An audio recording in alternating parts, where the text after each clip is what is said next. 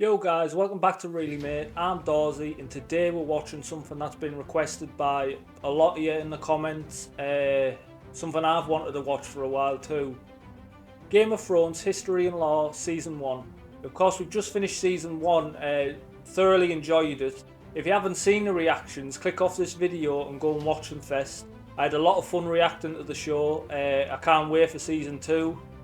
But for now, we're going to deep dive into the world a little bit, and yeah, looking forward to that. If you haven't already, leave a like, comment, and a subscribe. I really appreciate it. And to those of you who already have, you know I love you. Comment anything else you'd like me to watch, and yeah, without further ado, I say we just jump straight into it. Let's go.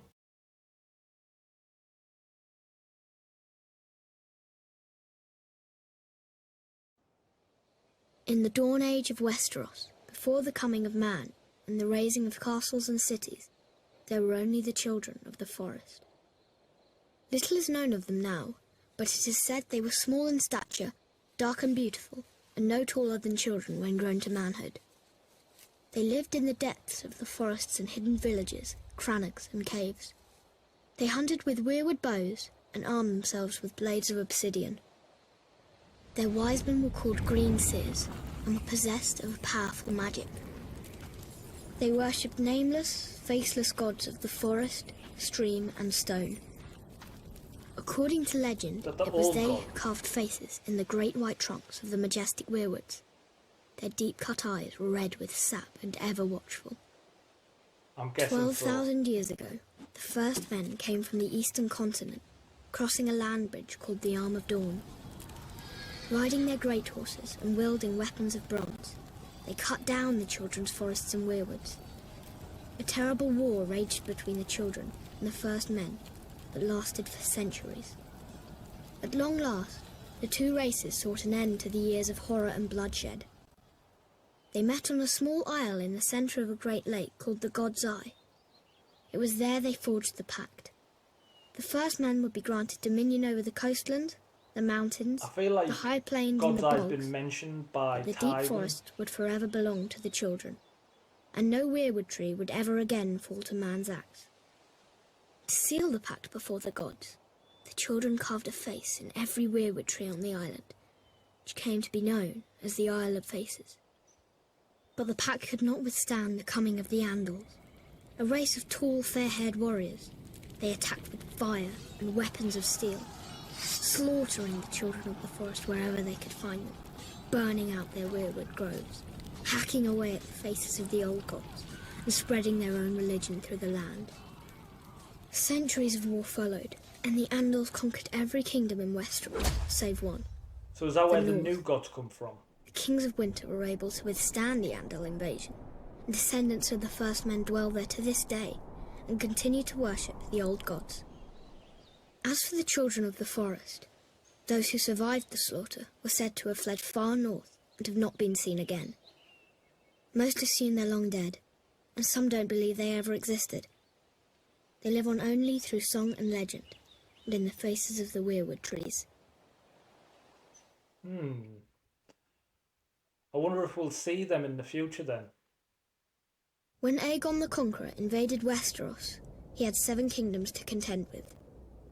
The Kingdom of the North, the Kingdom of the Mountain and the Vale, the Iron Islands, the Kingdom of the Rock, the Kingdom of the Reach, the Stormlands, and Dawn. These regions had been established by the first men thousands of years before, in the Age of Heroes. So that's Westeros. One hero of this fabled age was Bran the Builder. Bran raised the wall and built the stronghold of Winterfell, establishing House Stark and reigning as the first king in the north. Other legends tell of the Grey King in the Iron Islands. Grey King took a mermaid to wife and defeated Naga, the first sea dragon. House Greyjoy of Pike, the current rulers of the region, claim to descend from him. House Casterly ruled the gold-rich Westerlands from their mighty seat of Casterly Rock, but their lands and power were swindled from them by the legendary trickster, Lan the Clever. The noble house of Lannister is said to have descended from him. The verdant and fertile lands of the Reach were first ruled by House Gardner, whose founder, known as Garth Greenhand, wore a crown of flowers and vines. He ruled from Highgarden as the first king of the Reach and was said to have made the land bloom. Many noble houses trace their bloodlines back to him, including the current lords of Highgarden, House Tyrrell. In the Stormlands, according to ballads of the age, a warrior named Arryn fell in love with Elenai, whose father was god of the sea and mother was goddess of the wind. She gave her maidenhead to him, committing herself to a mortal life. Enraged, her parents called upon the winds and waters, destroying Darren's Bayside keep and wiping out his wedding guests. Darren declared war on the gods and rebuilt his keep, which was also destroyed. 4 more castles he raised, each stronger than the last. All fell to the power of the gods. But Darren's 7th castle, Storm's End, withstood the gods' rage. Darren became known as Darren Godsgrief and reigned as the first Storm King. There are countless other tales from the Age of Heroes, too many to count. These histories weren't recorded in a book, but passed down from generation to generation through story and song. And while some of them may be dismissed as fairy tales, every one of the 7 kingdoms is defined by them. Most history is just passed down through songs and stories, to be fair. East of Westeros lies the Smoking Sea, where no ship dares sail. There are those who swear it to be demon-haunted, and who's to say they're wrong? For it was there, thousands of years ago, that a cataclysmic event occurred, destroying one of the great civilizations in history. The precise details of their origins are lost to us, but it is said the Valyrians were once a modest community of shepherds, tending their flocks on a small peninsula of the great eastern continent. One fateful day, in a volcanic area known as the 14 Fires, they made a shattering discovery. Dragons. They were monstrous, scaled creatures with massive wings, sharp claws, and fiery breath. They were also said to have a deep-rooted connection to magic. In time, the Valyrians were able to tame the beasts. Harnessing their immense power, they established a city of wonder, unlike any before or since. They became skilled at sorcery and metallurgy, creating uncommon weapons of spell-forged steel. Wielding these weapons astride their dragons, the Valyrians conquered the surrounding lands and slowly expanded west. At the time, the Giscari Empire dominated much of the great eastern continent and tried to stop Valyria's expansion. The Giscari legions attacked the Valyrians 5 times, but could never defeat them. Finally, the Valyrians marched on their capital, Old Gis, and obliterated it, turning its streets and buildings to ash with dragon flame, and wiping the Giscari people and their culture off the face of the earth. The Freehold of Valyria, as it came to be known, became the most advanced civilization in the known world, with its own language, gods, and culture. The Valyrians' reach extended far and wide, covering most of the continent. Is it Valyrian steel? Great cities were built and roadways paved, all of which led back to Valyria. The Freehold would prosper for nearly 5,000 years. But it was not to last. An event that became known only as the Doom laid waste to the Valyrians, their capital city, and its surrounding lands. The peninsula itself was shattered, becoming what is now the Smoking Sea. Every dragon was thought to be lost, as were the Valyrians' spells, knowledge, and recorded history. Thus, the mighty empire collapsed. What caused this cataclysm? No one knows for certain. Some say it was a volcanic eruption. Others say the Valyrians' own sorcery got the better of them. In any event, the Doom's devastation of the Valyrian people was total, with the exception of a small rocky island in the narrow sea, Dragonstone. For it was there that the Targaryens, the last of old Valyria, dwelled. They would lie in wait for another 100 years before unleashing the fury of the dragon on another continent, Westeros. And that's how they took over. And the Mad King was Night in charge and gathers, stuff. and now my watch begins. It shall not end until my death. I shall take no wife, hold no lands, father no children. I shall wear no crowns and win no glory. I shall live and die at my post. I am the sword in the darkness. I am the watcher on the walls. I am the shield that guards the realms of men. I pledge my life and honor to the Night's Watch, for this night and all the nights to come. Legend This I am interested in. tells of a winter that lasted a generation, and of a vast and terrible darkness that fell across the land. It came to be known as the Long Night. In the midst of this darkness, the White Walkers emerged from the far north. With their armies of the dead, they waged war against the living, laying waste to villages and holdfasts, leaving terror and destruction in their wake. After years Did that old lady of brutal who conflict was and unbearable telling Bran loss, stories, this is an it, right? alliance of the first men and the children of the forest managed to drive the walkers and their minions back into the frigid northern wastelands from whence they came. To prevent another invasion, the first men erected the Wall, a massive fortification 700 feet in height, stretching from the Frostfang Mountains in the west to the Bay of Seals in the east. It was a structure unlike any ever built.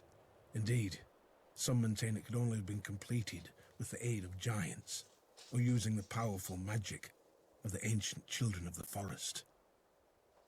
Men were I required to could believe guard that. and It's maintain rather it, large. and thus the Night's Watch was born. A sworn brotherhood, tasked with defending the realms of men against the dark forces that lay beyond. Upon taking his vows, a brother of the Night's Watch serves for life. It is a life of hardship and great sacrifice, so the oath must not be taken lightly. The punishment for desertion is death. The Night's Watch is divided into 3 vital branches: the Rangers, the Builders, and the Stewards. While all Black Brothers are expected to take up steel should the need arise, the Rangers are the true warriors of the Watch. Centuries come and gone, and although the White Walkers have yet to return, another threat has emerged. Barbarian tribes known as Wildlings. Wildlands, yep. The Rangers are charged with defending the realm against these lawless savages. The Builders are carpenters, masons, miners, and woodsmen, tasked with maintaining the wall, as well as its various keeps, towers, and structures, which have fallen into disrepair over the years. The Stewards serve as cooks, butchers, and hunters. They tend to the horses and messenger ravens, sew clothing, gather firewood, and bring supplies up from the south.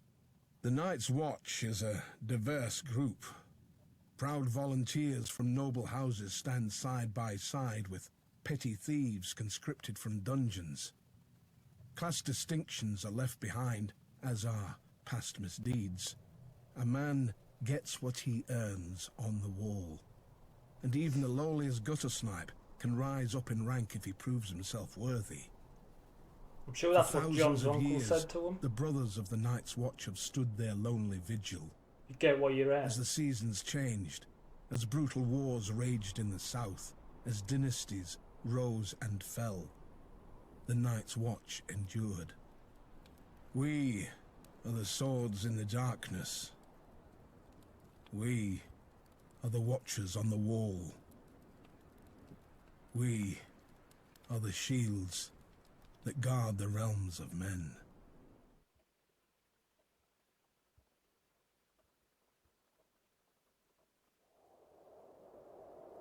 Joining the Night's Watch, or taking the Black, is a singular honour for any northerner.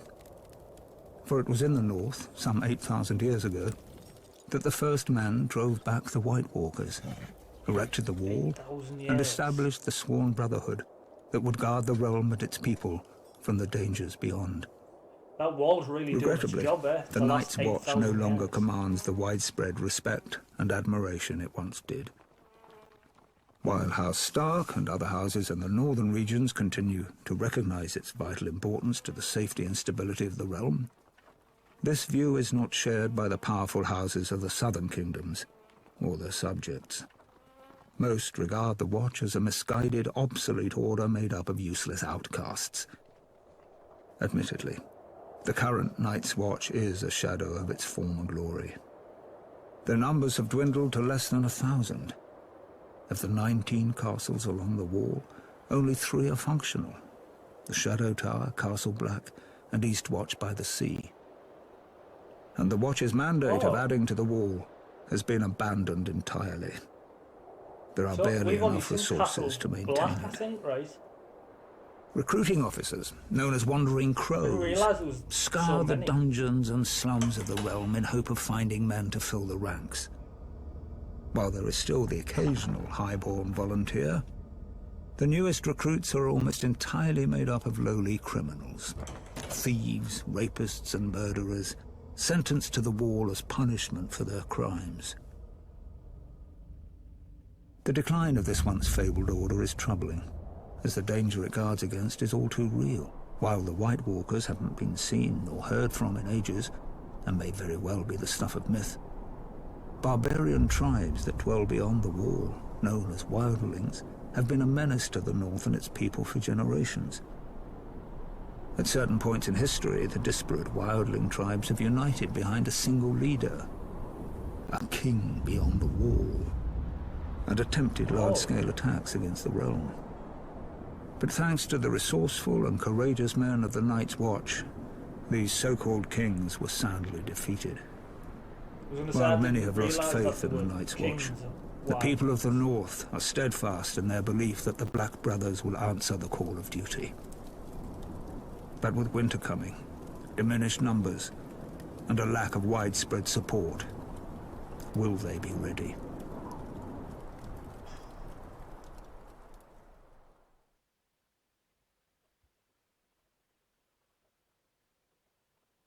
Long ago in the wintry north, an army of demons emerged from beneath the icy ground and spread darkness and despair across the land. Astride their monstrous spiders, flanked by giants, they wreaked havoc on the innocent, slaughtering thousands. All hope was lost until the fearless warriors of the first Night's Watch drove them back into the wintry mountains and built a magic wall to keep them from ever invading again. These stalwart brothers in black continue to protect us even to this day from the evils that lurk in the shadows. An absurd lie. A fairy tale spun by many a wet nurse in the north. To be sure, a giant wall does exist. The triumph of engineering, perhaps, but not of magic.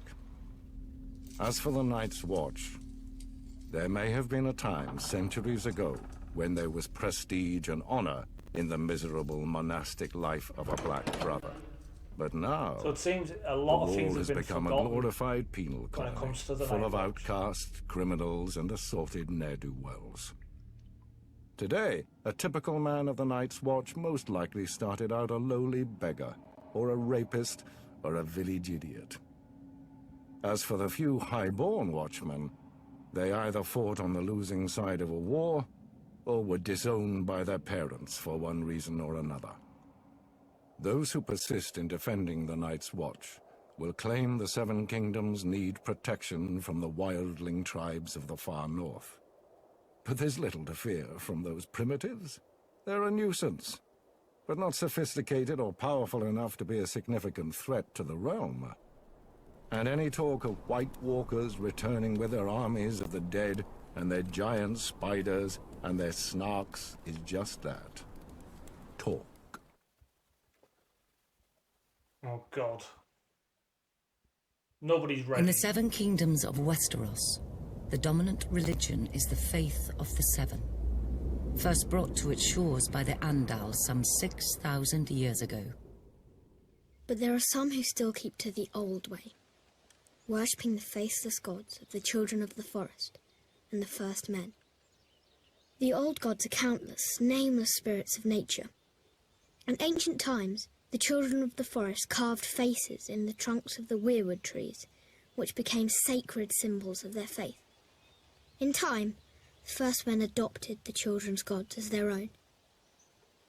Most castles at that time contained a godswood with a weirwood or heart tree at its centre. Meanwhile, across the narrow sea, a new religion was born in the hills of Andalos. According to legend, the God of Seven revealed itself to the Andals, and the invasion of Westeros followed soon after. The Andals sailed across the sea on ships armed with weapons of steel. Some warriors carved a seven-pointed star into their skin as a symbol of their new faith. The invaders destroyed most of the weirwoods in the southern lands, slaughtered the children of the forest wherever they could find them, and conquered every kingdom of the first men, save the north. In time, the faith of the Seven spread like wildfire throughout the land. The Seven is a single deity with 7 aspects, each symbolising a different area of life, though most people refer to the Seven as separate gods. The Mother is prayed to for mercy and watches over fertility, childbirth, and peace. The Father sits in judgment over souls. The warrior is prayed to for protection, valor, and skill in battle. The crone is the symbol of wisdom and foresight. The smith watches over creation and craftsmanship. The maiden symbolizes purity, love, and beauty. Finally, there is the stranger, rarely prayed to, who represents death. The faith is highly organized and deeply influential in Westerosi politics and culture as the official religion of the monarchy. Worshippers gather in temples of the faith called septs. The seat of the faith is the Great Sept of Baelor, which is located in the capital city of King's Landing. Still, in the north, where descendants of the first men dwell, worship of the old gods continues to this day, and the sacred faces of the weirwood trees keep close watch over the faithful.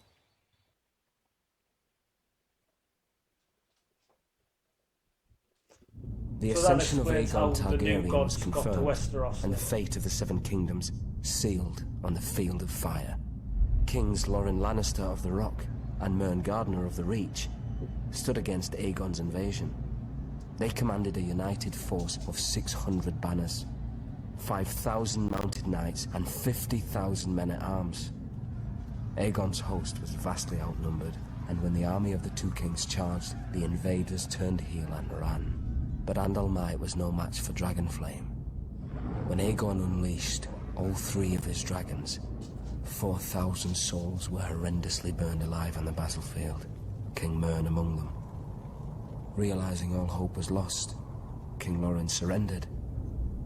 The Starks of Winterfell had no intention of submitting to Targaryen rule. They had reigned as kings in the north since the days of the First Men and were determined to resist the Targaryen invaders, just as they had resisted the Andals thousands of years before. King Torrhen Stark led his army to the Red Fork just east of Riverrun, hoping to succeed where Lorne and Mern had failed. But when Torrhen saw the size of Aegon's now mighty host, along with his monstrous dragons, he knew he couldn't subject his followers to the horror of another Field of Fire. He bent the knee and swore fealty to Aegon, who allowed the Starks to maintain their lordship over the region as Lords Paramount and Wardens of the North. Without question, Torrhen Stark saved thousands of lives that day. He was ever after known as the King Who Knelt. There's a bit of a theme here. The days of the Andals were numbered. One by one, their so-called kings were bending the knee or facing the wrath of Aegon Targaryen. Aegon of Old Valyria. Aegon who was blood of the dragon. After defeating the Iron Men at Harrenhal and slaying the last of the Storm Kings, Aegon and his sisters, Rhaenys and Visenya, set their sights on other prizes. The gold mines of the Rock and the fertile lands of the Reach. King Loren Lannister of the Rock and King Mern Gardener of the Reach foolishly thought their combined armies could beat back the Targaryen host. They rode forth together, their proud banners flapping in the wind, and faced off against Aegon in a vast golden field of wheat. The two kings commanded a massive force of nearly 60,000, and it appeared the day was theirs. Until Aegon unleashed all 3 of his dragons for the first and only time. Each beast was named after the Valyrian gods of Aegon's forefathers. 3 dragons. Visenya rode Vhagar, whose fiery breath could melt armor. Rhaenys rode Meraxes, whose jaws were big enough to swallow a horse whole. Greatest of all was Balerion the Black Dread, with fire dark as night and wings so huge whole towns were covered in shadow when he flew overhead. This magnificent creature was ridden by Aegon himself. 4,000 men were bathed in glorious dragon flame that day, on what came to be known as the Field of Fire. It's over with. Basically. King Mern was among the dead, and House Gardener died with him. His stewards, the Tyrells, surrendered his ancestral stronghold of Highgarden to Aegon, and were appointed Lords Paramount of the Reach and Wardens of the South. When Loren Lannister witnessed Mern's fate, he wisely bent the knee. Aegon spared Loren's life, and the Lannisters were made Lords Paramount of the Westerlands and Wardens of the West. After his triumph on the Field of Fire, Aegon's conquest was assured.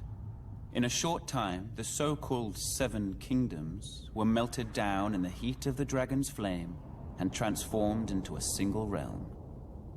Aegon would forever be known as Aegon the Conqueror. I've heard that name. I find it really interesting that both the Starks and the Lannisters bent the knee to him. In the far southwest of Westeros, at the mouth of the river Honeywine, pretty ridiculous, lies the great stone city of Old Town. It is home to the Citadel, where men and boys from throughout the kingdoms come to receive their training as Maesters. Maesters play an integral role in Westerosi society, serving as scholars, healers, and advisors to the nobility of the 7 kingdoms. This venerable order of learned men dedicate their lives to serving the realm, and are sworn to occupy a neutral position when it comes to power and politics. Upon completing his training at the Citadel and taking his vows, a Maester renounces his family name and takes a vow of celibacy. He is assigned to a castle or keep, and duty-bound to serve as its counselor and healer, even if control of the castle changes hands. A Maester's allegiance is to the realm, not to any one family. His badge of office is a great chain, forged from links of different metals which he wears around his neck. It is a reminder of his role as a servant of the realm, and is never to be removed.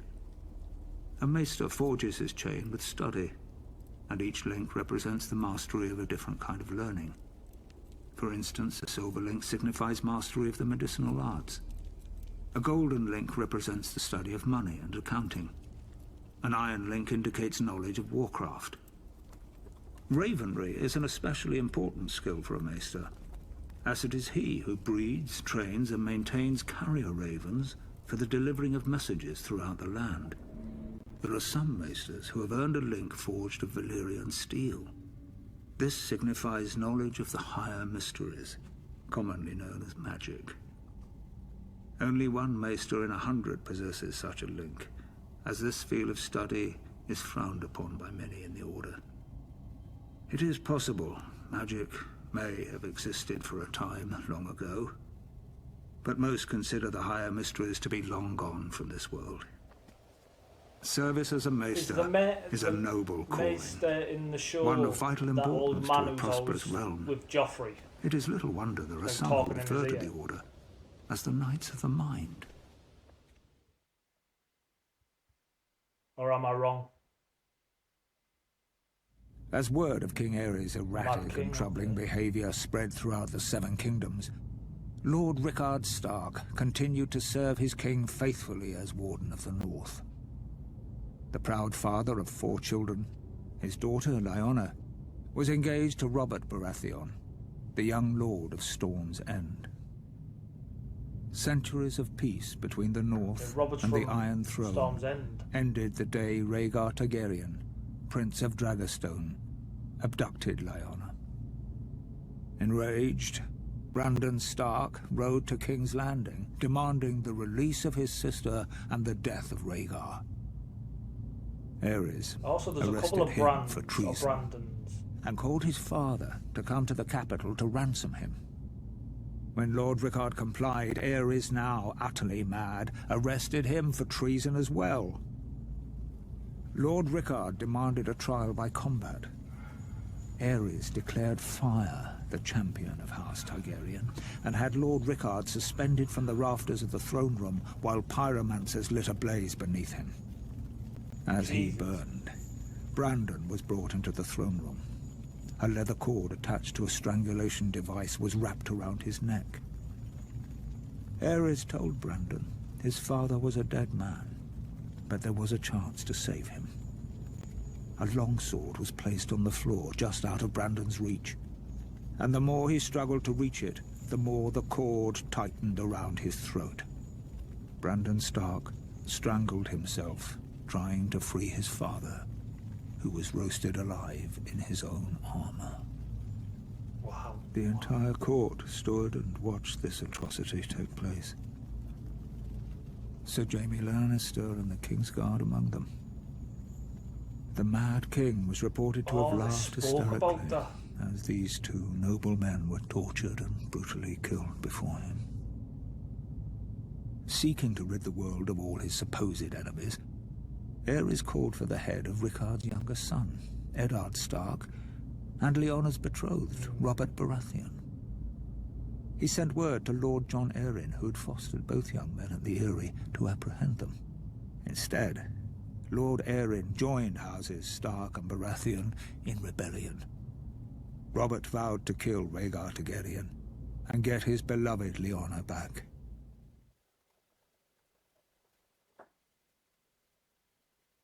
Interesting. Aerys Targaryen was the last of his name to sit on the Iron Throne. Known far and wide as the Mad King, his was a reign of instability and terror. The Seven Kingdoms are well rid of him and his kind. Oh, he may have appeared to be a capable ruler at first, but that was due in no small part to his counselors, led by the hand of the king, Tywin Lannister. There may have been years of peace and prosperity during Aerys' reign, but it was Tywin who was really running the country as Aerys spiraled further and further into insanity. The dragon spawn were famous for losing their minds. It was the price they paid for centuries of keeping the bloodlines pure. And Aerys more than happily continued the noble sister-fucking tradition of his forefathers. Yeah. As the years passed, Aerys' behavior became increasingly erratic. He cut himself so often on his Iron Throne, many referred to him as King Scab, though never to his face. It was rumored he had developed an obsession with wildfire, and was known to inflict horrific punishments on those he considered enemies, including burning them alive. As his paranoia and bloodlust grew, he had a bitter falling out with Lord Tywin, who had served the crown faithfully for 20 years. It makes At sense least why Tywin was able to leave the job with his life and fortunes intact. Subsequent hands of King Aerys weren't so fortunate. Then the Targaryens went too far. The Crown Prince Rhaegar abducted Lyanna Stark, daughter of Rickard Stark, the Lord of Winterfell. She was my betrothed. She was my beloved. Beautiful and spirited woman.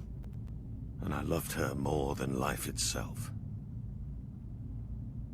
Rhaegar went south with Lyanna, hiding her away in Dorne. What harm he inflicted on the poor girl, the gods only know. Brandon Stark, Lyanna's eldest brother, was outraged. He rode to King's Landing to confront the king and demand his sister's safe return. Instead, Aerys had him executed, his father, Rickard Stark, as well. There wasn't much left to discuss after that. Aerys feared their loved ones would seek revenge for what he did. He was right to be afraid. Definitely. Aerys wasted no time in calling for the heads of Brandon's younger brother, my friend Eddard Stark. And my head too, of course. I'm sorry he didn't come looking for it himself. Alongside Jon Arryn of the Vale, the man who fostered Ned and I as children, Baratheons, Starks, and Tullys all called their banners. Once our rebellion began, the Mad King's days were numbered. So Storm's End in the north, so would it mean that as Aerys the north Targaryen's basically behavior came grew together? more and more erratic, the task of ruling the Seven Kingdoms fell to me. Because that's where Tywin Robert was Lannister. from, right? I had served Aerys for nearly 20 years, and as a result, the realm had prospered. The royal coffers were full, the land was at peace. But Aerys grew increasingly hostile, jealous of the success many credited to me. My power and influence unnerved him. The captain of my personal guard, Sir Elyn Payne, was once overheard making offhand comments regarding who was the true ruler of Westeros. When the king was given this information, he had Elyn Payne's tongue ripped out with hot pincers.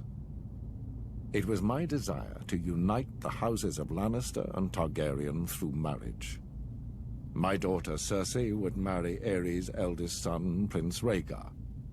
Such a union made perfect sense for all parties. However, Also, she Aerys' was meant to senses had marry begun to leave him Rhaegar. quite some time earlier.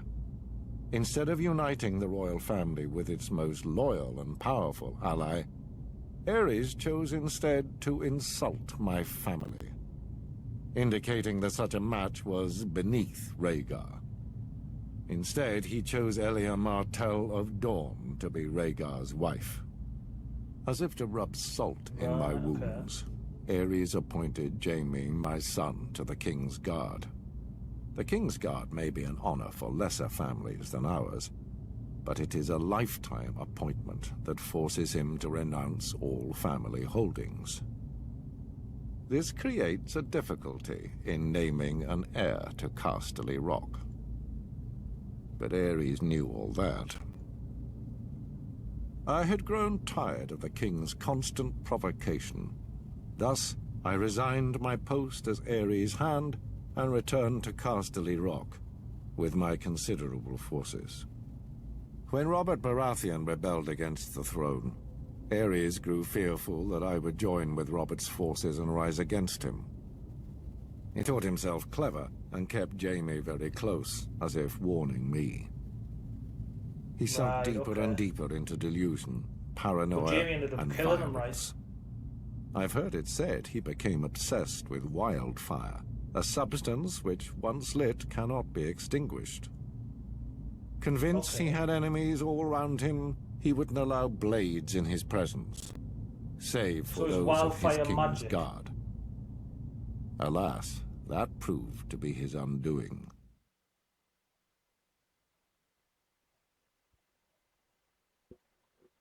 Very interesting so far. The Targaryen dynasty united the Seven I'm learning a lot, I'm not going to lie. Like, I had no idea that Cersei was supposed to be married to, I forgot his name now, where one of the Targaryens.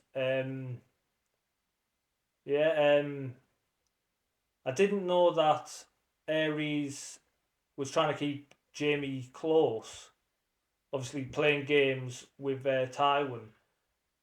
From what I know, Jaime's the one who stabbed the Mad King. And if I'm right, I might be wrong here actually, but I'm sure he did it when Brandon Stark and his father were dying. I'm almost sure Jamie mentioned that he watched Ned's father burn. Is that where? Because I remember him saying that he kept saying the same thing once he'd stabbed them, burn them all. Unless I'm getting confused in the timeline a little bit. I mean, I'm gonna find out, I think. But yeah. I also find it really interesting. I also find it really interesting that how the Targaryens came about with the Dead Sea and this cataclysmic event that's happened, and the only ones left was basically the Targaryens on this island, and they waited and waited, and then eventually came out, revealed themselves with the dragons, and just took over.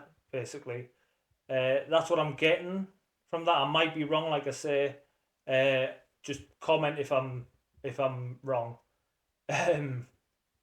But yeah, this is very interesting. I'm not going to lie, I'm learning a lot. We'll carry on.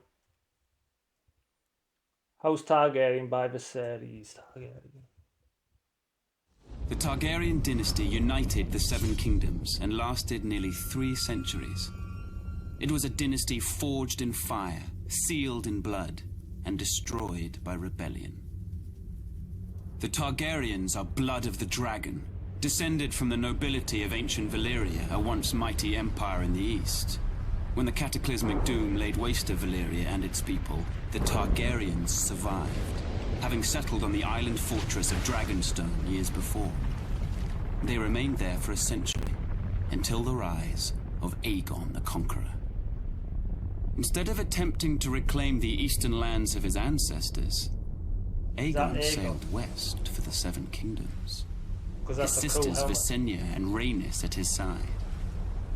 To keep the bloodlines pure, Aegon continued the custom of his Valyrian ancestors and took both of his sisters to wife.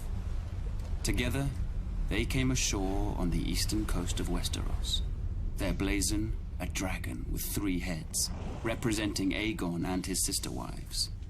Their words, fire and blood. While their host was small in comparison to the armies of Westeros that awaited them, Aegon and his sisters had a secret weapon. They had dragons.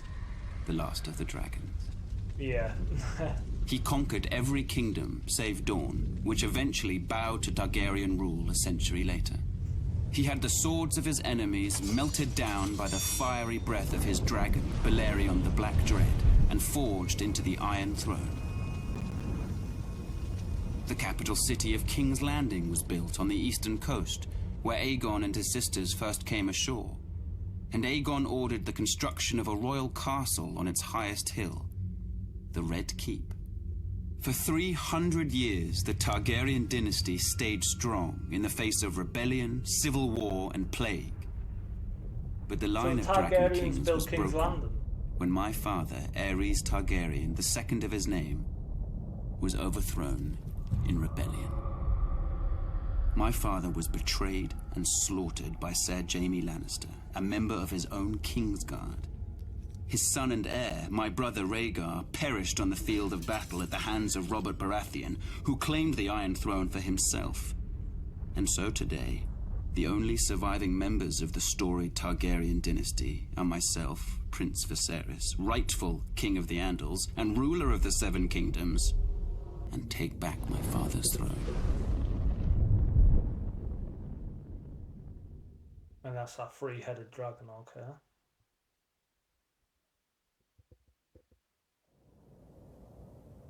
Rebellion. The crimes of House Targaryen were too heinous to go unanswered. The noble houses of Baratheon, Stark, and Arryn united to oppose and overthrow the line of the cursed Dragon Kings. While Ned Stark and Arryn secured an alliance with the Tullys of Riverrun, I called the banners of Storm's End and rode out in force against the Mad King and his minions. Gods, those were some battles. Our first victory occurred at Summerhall, where I faced off against an army of dragon loyalists and won 3 battles in a single day. 3 in one day. 7 hells, that was a glorious day. We tried to take Ashford Castle in the Reach, but the Tyrells beat us back. We had to regroup. My army was pursued north by Aerys's army and took refuge in the Stony Sept in the Riverlands. When the Targaryen army entered the town, the Sept bells tolled, a signal to the townspeople of the battle that was to come. As the Targaryens searched from house to house for me, the combined forces of Ned Stark and the Tullys swept into the city. Gods, what a day that was. It's now known as the Battle of the Bells. We overwhelmed the Mad King's forces and sent them scampering back to King's Landing. Aerys's son, Rhaegar, who started the whole damn thing, finally emerged from hiding in the south and assembled his own army to face us. As for the Mad King, he must have been pissing himself. The battle that would decide the fate of the 7 kingdoms occurred at the... But that didn't matter. They were fresh, but we were battle-hardened and had justice on our side.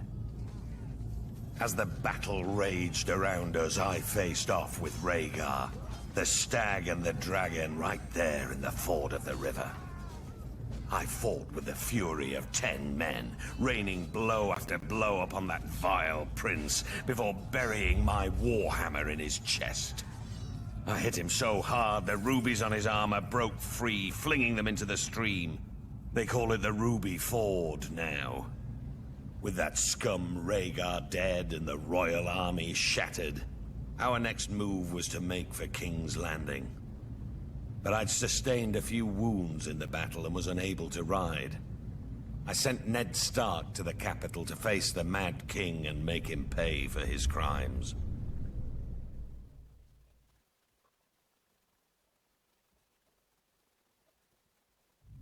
The Targaryens, blood of the dragon, and the last of old Valyria, were loved by their subjects, and admired far and wide as the greatest dynasty in the history of the Western world. But the peace and prosperity of nearly 3 centuries of Targaryen rule was shattered by the usurper, Robert Baratheon, and his band of traitors. House Baratheon owed its very existence to the Targaryens. Was it not Aegon the Dragon himself who elevated the bastard Orys Baratheon in the War of Conquest? And what of the Starks, the Lannisters, the Arryns of the Vale? All had been spared and allowed to keep their lands when Aegon could easily have wiped them out. Centuries later, the usurper and his lackeys repaid Aegon's benevolence with treachery. There are some who dare to claim Robert and his allies had reason to rebel. They say the Crown Prince stole the usurper's lady love. They say my father, King Aerys, murdered Rickard Stark and his son without just cause. Whether these charges are true or not, it doesn't matter. The dragon answers to no one. Aerys' good name has been besmirched in the years since the rebellion. He's been called a dangerous madman, a monster, a tyrant that brought his tragic end upon himself. Lies! My father was a victim of weaklings in his council. Lackwits who failed him in his hour of need and let the rebellion spin out of control. But it was not enough. The royal army was crushed at the Battle of the Trident. It was there the valiant Rhaegar met Robert in single combat, but the gods betrayed him, and he perished by the usurper's hand. The gods As the field of fire had marked the end of the Andal centuries before, the Battle of the Trident seemed to herald it's a cool detail that there's like stag. When word reached the capital of my brother Rhaegar's death, my father Aerys moved to protect me, as I was the surviving heir to the throne. He sent me to the island fortress of Dragonstone, along with my mother, Queen Rhaela, who was great with child. But as my father, my king, Aerys Targaryen, prepared to defend his throne to the bitter end, little did he know of the horrors and betrayals that awaited him and our family.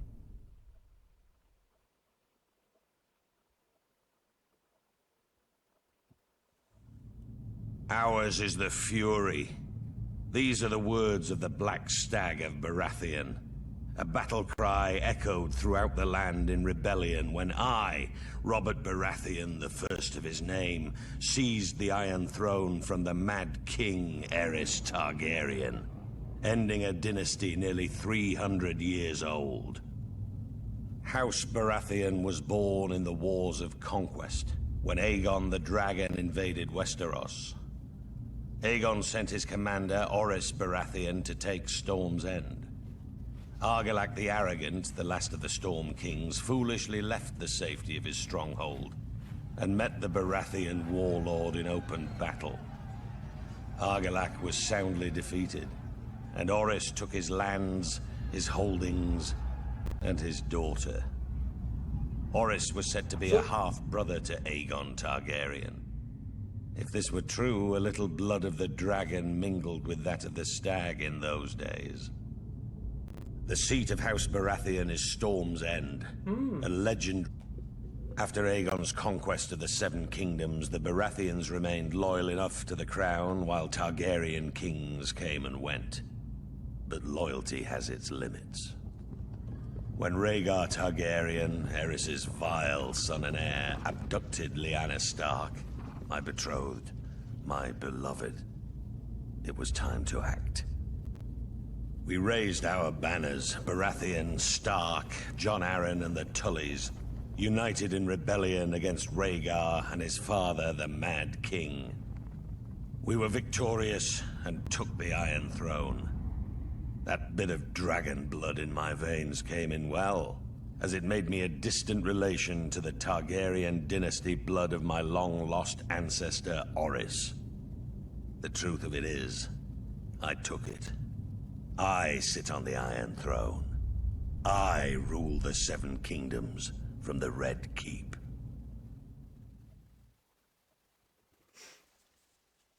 Okay, pause a sec. I had no idea, and it's actually very interesting that the Baratheons were actually loyal to the Targaryens, and the Baratheons were sent on the behalf of the Targaryens to go take I forgot what it's called, but basically where the Baratheons live, and just stayed there pretty much. So that's how House Baratheon came to be. Interesting, man. And I didn't realise either that they saved the Targaryens for like a long time too, like very loyal to them, because in the show obviously Robert hates the Targaryens because of what had happened with Ned's sister, and the fact that he was kidnapped. She was kidnapped by Rhaegar. Surely there's a reason he's kidnapped her, you know, like obviously. But what is that reason? Maybe we'll find out here. Let's carry on. Robert Baratheon's victory at the Trident was a turning point in the war for the Iron Throne. While it was clear the gods were smiling on the rebel forces, Aerys Targaryen still held the Red Keep at King's Landing. As Robert was wounded and unable to ride, it was up to Eddard Stark to make for the capital and force the Mad King to give up the throne. Lord Stark reached the city gates to find that Tywin Lannister, Lord of Casterly Rock, had already sacked the city in Robert's name. House Lannister had remained neutral up to this point, ignoring requests for help from both the Crown and the rebels. Now that Robert's eventual victory was assured, it seemed Lord Tywin had finally chosen a side. Lord Eddard was horrified by what he saw when he entered the city. Homes looted and burned, women raped, scores of innocent citizens killed. Disgusted, he led his force up Visenia's hill to the Red Keep. Upon entering the throne room, he found King Aerys lying in a pool of blood, dead by the hand of his own sworn King's Guard, Jaime Lannister, who sat brazenly upon the throne. Demanding to know the whereabouts of Queen Rhaela, Lord Eddard was informed the Queen and her son Viserys had been spirited away to Dragonstone before the Lannisters arrived, but other members of the royal family were not as fortunate. Elia, Martell of Dorne, who was the wife of Prince Rhaegar, had been raped and murdered by Ser Cregor Clegane on Lord Tywin's orders. Sir Gregor and his man had also butchered Rhaegar's young children. When Robert was well enough to reach the capital, Lord Eddard demanded the Lannisters' answer for their heinous crimes. Robert refused, and sent him south to relieve the Baratheon stronghold of Storm's End, which was still under siege by forces loyal to the crown. Whatever words passed between the two old friends are known only to them, but Lord Eddard is said to have left King's Landing in anger. Later, when Robert was crowned, he appointed Jon Arryn as Hand of the King. Lord Arryn's first order of business was to broker a truce with the Martells of Dorne, who were outraged by the brutal murder of Princess Elia and her children. Following the death of Lyanna Stark, who had been betrothed to Robert, Houses Baratheon and Lannister were joined in marriage when the new king took Tywin Lannister's eldest daughter Cersei as his queen. As for Eddard Stark, he returned to his stronghold of Winterfell, forever haunted by his sister's death and the shameful way that Robert had secured his throne. Yeah, Ned never really wanted to be a part of that, did he? Even from episode 1, he was For our rebellion to succeed, King's Landing had to be taken forcefully. No one was foolish enough to believe that Aerys was going to hand his crown over peacefully. The Mad King's reign needed to end. What Tywin Lannister's forces did was unfortunate, but it was necessary to secure the Iron Throne and bring peace and justice to the Seven Kingdoms. My glorious victory at the Trident left me wounded, but I sent my personal maester to attend to Ser Barristan Selmy instead. His wounds were more severe. Even though Ser Barristan was a member of Aerys's Kingsguard and fought on the opposing side, that man's bravery and loyalty was something to behold. But this meant my wounds would take longer to heal, and I couldn't ride to King's Landing myself. I sent the one man I trusted over anyone else in this world, Ned Stark, in my place. Had I been able to ride, perhaps I could have reached King's Landing sooner and prevented some of the violence that occurred when the Lannisters entered the city. Still, what Lord Tywin did was for the greater good. Even what happened to Princess Elia and her children. Babies or no, theirs was the same cursed blood that flowed within the Mad King's veins. They were dragon spawn and couldn't be allowed to survive. What would they grow to be? Loyal subjects? Ned with his damn northern honor. He and I had our first major fight over the deaths of the Targaryen children. Ned called it murder. Murder? It was war. It was war. That makes sense, because he also had a problem that with the Lannisters be held responsible for their crimes. Was it a crime to put an end to a family of lunatics born of incest? I wouldn't and still won't blame Tywin. Instead, I sent Ned Stark south to finish off the remaining Targaryen loyalists. It was only Lyanna Stark's death that reconciled us. Ned had lost his sister. I had lost my betrothed and beloved. We shared that sad bond together, Ned and I. Through it, our friendship was made strong again. As for the Mad King's surviving heirs, those that were able to scurry away in the face of my fury now live somewhere across the narrow sea. They had best stay there. If they ever set foot in Westeros again, they will face the king's justice.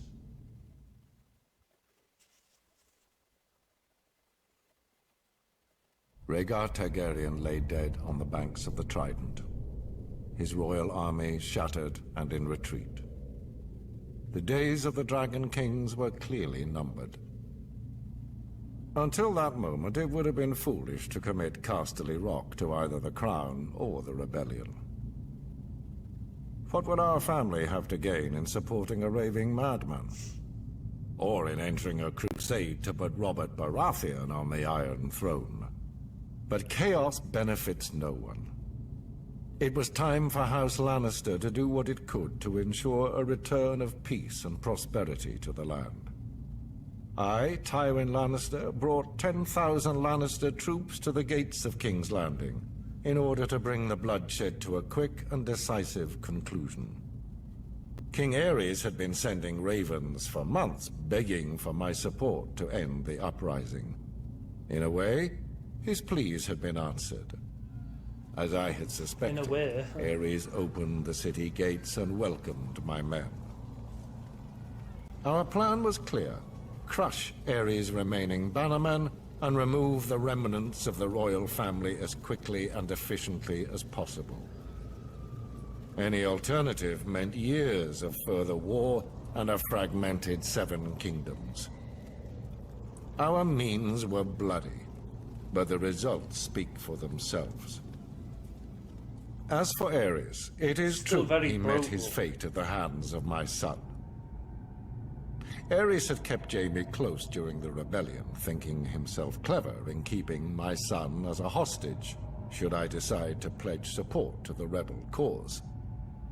This proved to be his greatest mistake. For when the time came, Jaime did his duty as a Lannister, and drove his sword into the Mad King's back. With that, Robert Baratheon's crown was secured. The new king recognized our role in his ascension to the throne, just as he recognized how useful the might and riches of Casterly Rock would be, if he wanted to keep it. To that end, I offered my daughter Cersei as his queen. Had Aerys not spurned this same offer years earlier, perhaps things would have worked out differently. With Robert and Cersei crowned as king and queen of the Seven Kingdoms, it was a new day. The dragon was vanquished, and the Seven Kingdoms would thereafter belong to the stag and the lion. And the lion. The Battle of the Trident may have been an important victory for the usurper, but it was the treachery and barbarism of Tywin Lannister that sealed the fate of the Targaryen dynasty. My father, King Aerys, had ever been a friend to the Lions of the Rock. Aerys graciously brought Tywin to court, making him the youngest hand of the king in history. He gave him power. He gave him respect. He made it possible for Tywin to restore House Lannister to glory. Aerys and Tywin governed side by side for 20 prosperous years. Still, when the usurper called his banners in rebellion, Tywin Lannister ignored his king's pleas for help and stayed holed up in his stronghold of Casterly Rock. In time, my brother, Prince Rhaegar, was dead. The realm was in turmoil, and the usurper's forces were said to be riding for King's Landing. What a glorious sight it must have been when a force of 10,000 Lannister men showed up at the gate of the capital with Lord Tywin at their head, pledging support to his beleaguered king. Aerys opened the gates for his old friend. Instead, that almost seems like a Trojan horse type of situation. And destroy the city that he had called home for decades. As the capital was ravaged and its people terrorized, Jaime Lannister, son of Lord Tywin, proved every bit as treacherous. He killed my father, the king, at the foot of the Iron Throne. the Lannisters entered the Red Keep and Tywin ordered the deaths of the rest of the royal family. It is said Princess Rhaenys was found cowering under her father's bed and put to the sword. She was only a child. As for Rhaegar's widow, Elia, she was forced to watch as Lannister thugs dashed her baby son's head against a wall before being raped and murdered herself. Jesus, as I was the heir to my father's throne, I had been spirited away to Dragonstone with my mother, Queen Rhaela, who was with child.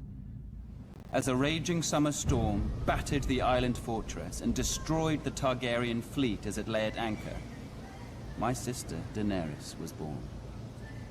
My mother, the Queen, died giving birth. Now, she called herself 17 Daenerys years later, Stormborn the rightful king still in lives the last in episode, exile. so it makes sense. But a day of reckoning is coming. I will sail west as Aegon the Dragon did centuries before. I will take back my father's throne with blood and fire. And I will punish the treacherous dogs who sought to destroy my family. And the people shall rejoice.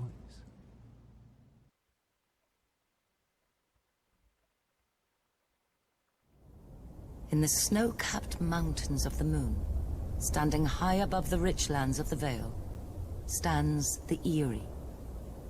A storied and impregnable fortress said to have been built by the legendary Mountain Kings in the Age of Heroes.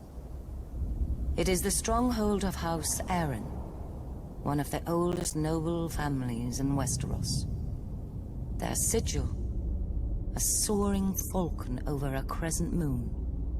Their words, as high as honor. The Arryns are direct descendants of the Andal invaders, who sailed across the narrow sea and came ashore at the Fingers. According to legend, Sir Artus Arryn, known as the Winged Knight, soared through the sky atop a giant falcon, landing on the peak of the highest mountain where he defeated the Griffin King in battle. Aegon the Conqueror arrived in Westeros. House Arryn bent the knee to Aegon and his dragons, and were allowed to maintain their control of the region, as Lords Paramount of the Vale and Wardens of the East. Over the centuries, House Arryn remained loyal to the Targaryen dynasty, until Lord Jon Arryn joined with Houses Baratheon and Stark in rebellion against Mad King Aerys. Upon winning the Iron Throne, Robert named Lord Jon Hand of the King, a position he held until his mysterious death.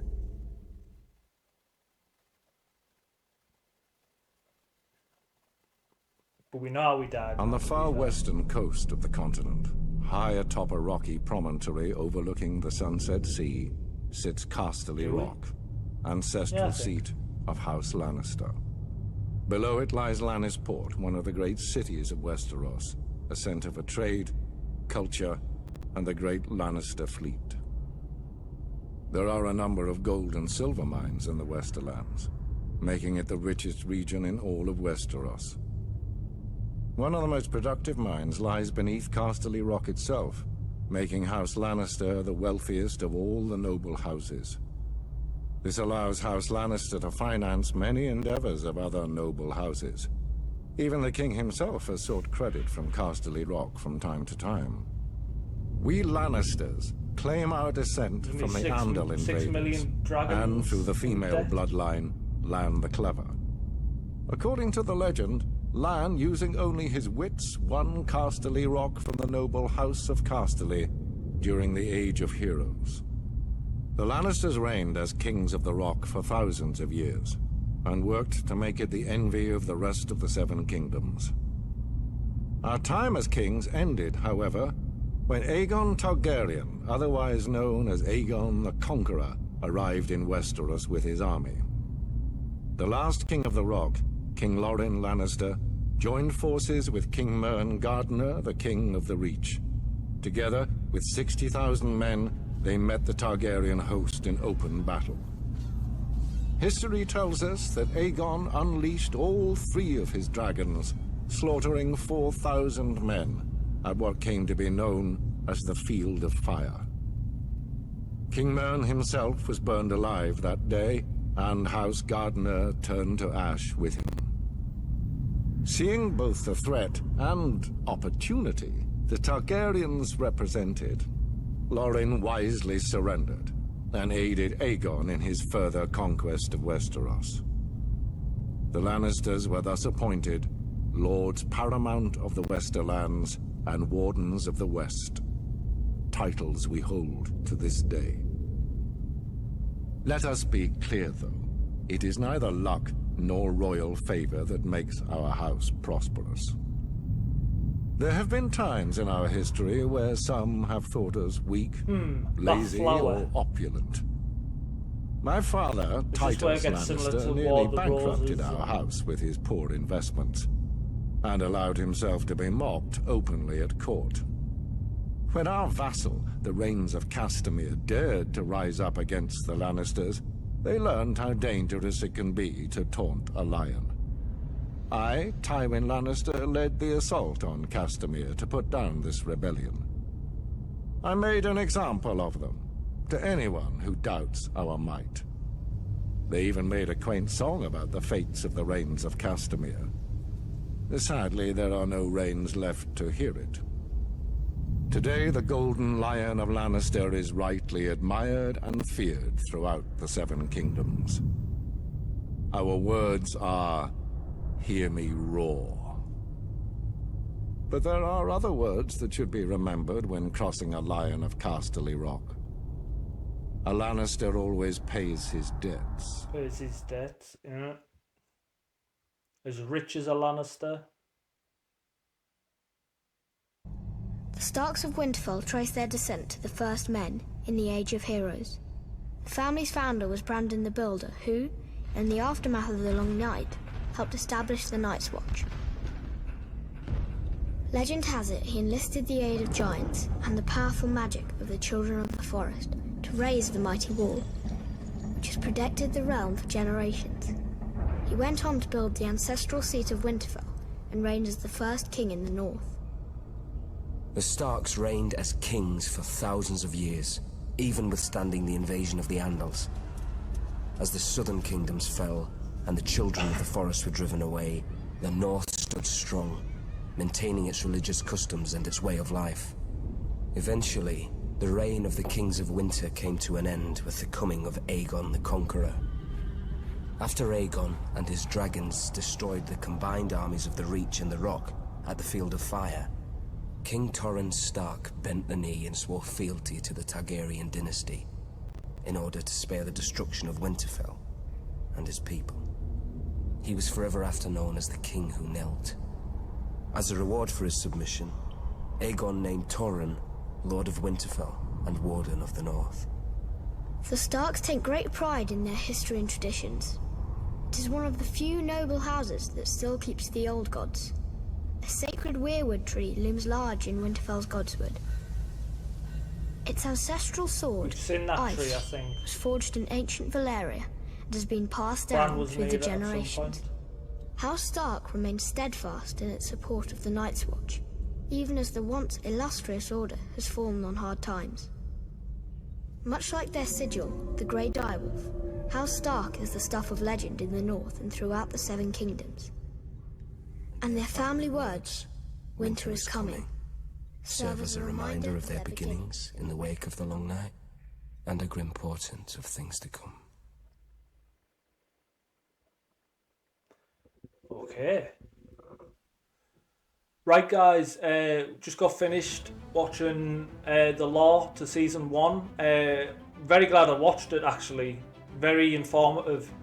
I didn't actually know quite a lot of what went on. There were a lot of them were little details here and there that I found very interesting. But yeah, I've wrote down a timetable of what I understand happened.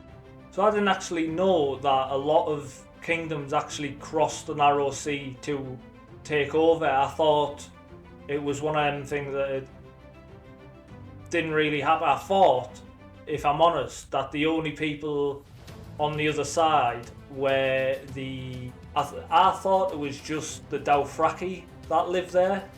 Obviously, now I know different. But yeah, in terms of what happened to how Robert took the throne, Rhaegar kidnaps Ned's sister, which obviously Robert loved her, and of course pissed him off. And I think, if I might be mistaken, I think that is pretty much what kicked off the whole thing. We had Tywin, who was doing most of the work for the kingdom in King's Landing. Him and the Mad King Aerys ended up falling out over it, and Aerys, to get back at Tywin, then makes Jaime like the protector of the king, basically. This then makes the houses in the north, the Starks, Baratheons, the Tullys, the Arryns, all come together in a rebellion because of Rhaegar kidnapping Ned's sister. Tywin pretty much does like a Trojan horse and turns up to King's Landing with 10,000 Lannister, this making Aerys think, oh, like, they're here on my side. So he lets them in, and they just kill everything, pretty much. And pretty much takes King's Landing at that point. Whilst Robert and Ned and everyone are fighting other battles on the way. Jaime then stabs the Mad King in the back, killing him, obviously. Robert then takes the throne after killing Rhaegar, and marries Cersei, because obviously Ned's sister had passed away. How did she pass away, by the way? I'm not sure if it's said in the video. Was it that Rhaegar killed her, or was it something else? I'm not too sure about that one.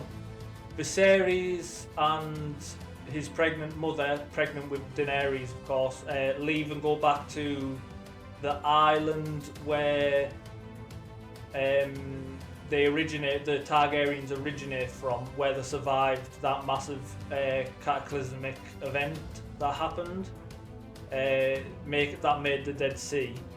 Then the Lannisters pretty much kill the remaining Targaryens in King's Landing, including the children, which was mentioned in the show too. I think another thing that probably kicked the war off was the fact that Aerys killed Ned's father and brother Bran, in a brutal way too. The way they described that was, wow, like, he clearly was insane. But yeah, that's how I understand Robb came into power. If I'm wrong anywhere, let me know in the comments. I found it interesting how the Targaryens came to be, actually. There was a kingdom of Valyrians, I think they were called. Like this huge kingdom that were like very advanced, and then, like I said, some sort of event has happened. Like, even they don't know. They said when talking about it, like, nobody knows what exactly happened to create the Dead Sea. And the Targaryens survived because they were on an island, and they hid away for 100 years, and then came out with dragons. And I can't remember the name of the Targaryen who had the 3 dragons, who basically just, took over because he had 3 dragons. I find that really cool and interesting, actually, because Daenerys now has 3 dragons. So is it like history about to repeat itself, and the Targaryens in the end will take the throne again? I know they definitely consider themselves the rightful people on the throne. But yeah, I just find to me it's not just a coincidence that there were 3 dragons that helped take over, and Daenerys now has 3 dragons and wants to retake over. Yeah, I honestly think there might be history repeating itself there. But then again, with this show, you really don't know. Like, anything could happen, to be honest. But yeah, I really enjoyed this, I'm not gonna lie. I will definitely be doing the season 2 lore once we're done with season 2, obviously, and everything after that we'll do. Yeah, glad I watched this. I feel like I definitely understand a bit more motivations as well as to why these different houses don't really like each other. I found it interesting that Ned didn't like the way King's Landing was took, I think it was, because of the way the Lannisters did it, killing everybody, slaughtering the kids and stuff like that. That's very true to Ned's character. And it's also why I think he seemed very off when asked to go back to King's Landing to be the Hand of the King, because it's like bad memories there. But yeah, overall, like I really enjoyed this. I now can't wait to watch the rest of the show. And yeah, let me know if I missed anything in the comments. If you haven't already, leave a like, comment and a subscribe. I really appreciate it. To those of you who already have, you know I love you. And yeah, we'll probably end it there. Alright guys, I'll catch you in the next one.